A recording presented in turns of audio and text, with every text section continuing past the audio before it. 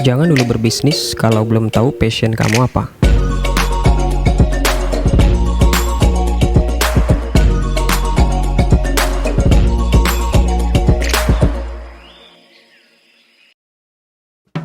Nggak sedikit yang gegabah dalam menjalankan usaha, lalu stop begitu aja. Mengalami kerugian yang besar, alhasil hutang menumpuk, dan kembali jadi karyawan. Itu adalah fenomena yang sering banget terjadi. Kenapa? Alasannya beragam. Baru pertama kali jalanin bisnis, manajemen yang berantakan, cobain bisnis yang lagi viral, dan masih banyak lagi.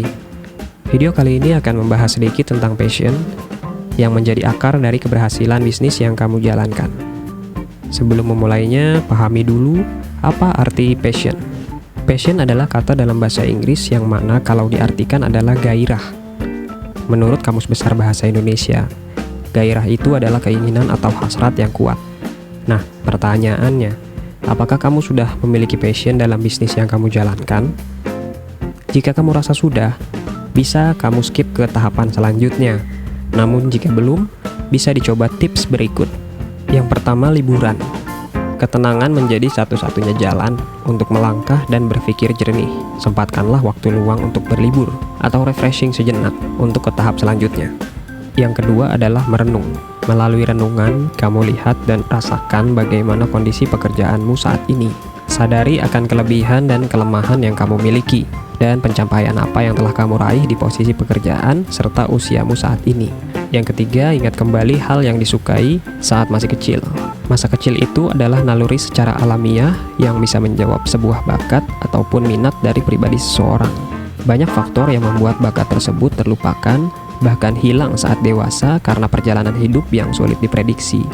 Yang keempat, membuat list kegiatan yang membuatmu bahagia. Dari daftar list yang kamu buat, akan ada beberapa poin penting yang mana menggambarkan kepribadian kamu seperti apa. Dari situlah perlahan akan terlihat sosok seperti apakah diri kita. Yang kelima, media sosial. Sistem algoritma yang diciptakan oleh platform media sosial seperti YouTube, Instagram, TikTok sebenarnya sudah mengklasifikasikan minat dari penggunanya. Nah, itu juga bisa dijadikan referensi untuk kamu dalam menjalankan bisnis nantinya. Karena rekomendasi konten yang kamu tonton itulah sebenarnya sudah menggambarkan kepribadian serta passion yang kamu miliki. Setelah tahu passion kamu apa, barulah masuk ke tahapan selanjutnya, yaitu cari referensi bisnis. Di era sekarang, mencari referensi sangatlah mudah. Mulai dari pencarian internet sampai ke media sosial bisa kamu gunakan. Sebagai contoh, saya memiliki passion di bidang olahraga, tapi saya bukan atlet. Saya juga orangnya fashionable.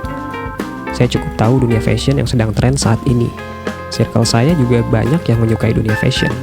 Kira-kira jenis usaha apa yang bisa diterapkan jika melihat case tersebut? Ya, benar sekali, menjual pakaian. Dengan mengklasifikasikan tema sport pastinya. Nah, yang harus kamu cari adalah informasi bisnis ataupun brand yang sudah terbilang sukses sesuai dengan bidang tersebut. Bisa dari lokal store hingga mancanegara. Pelajari sistem penjualan. Ada dua sistem yang dapat kamu jalankan, melalui offline atau online. Kedua sistem ini tentu membutuhkan proses yang berbeda, namun pada prinsipnya tetap sama, di mana sang penjual membutuhkan tempat untuk memasarkan produk dan pembeli membutuhkan tempat untuk melihat produk. Di sini bisa kita simpulkan kedua sistem, entah itu offline ataupun online, membutuhkan sebuah marketplace, di mana bertemunya penjual dan pembeli untuk kepentingan masing-masing. Pahami risiko yang akan terjadi. Tidak ada bisnis yang tidak pernah mengalami kerugian atau kendala dalam menjalankannya. Yang perlu diperhatikan adalah bagaimana sikap kita menghadapi keadaan tersebut. Hal ini sangat penting karena mempengaruhi mental dan emosional kita.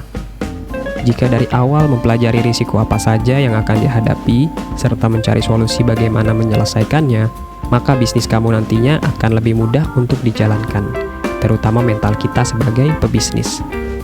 Mulai dari hal kecil yang mungkin dilakukan. Setelah merasa yakin dengan bisnis yang mau dijalankan, sudah jelas harus dimulai.